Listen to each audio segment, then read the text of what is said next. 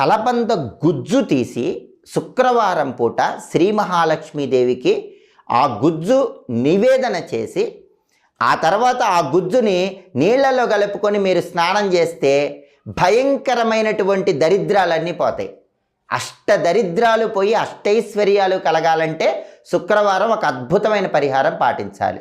అదే కలబంద గుజ్జు పరిహారం.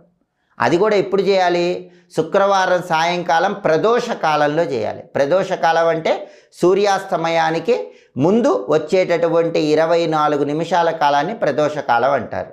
ఆ ప్రదోష కాలంలో మీరేం చేయాలి? కలబంద గుజ్జు తీసుకోవాలి, లక్ష్మీదేవికి నైవేద్యం పెట్టాలి. ఆ తర్వాత ఆ కలబంద గుజ్జు నీళ్ళలో కలుపుకొని స్నానం చేయాలి. మీకున్న అష్టదరిద్రాలు తొలగిపోతాయి.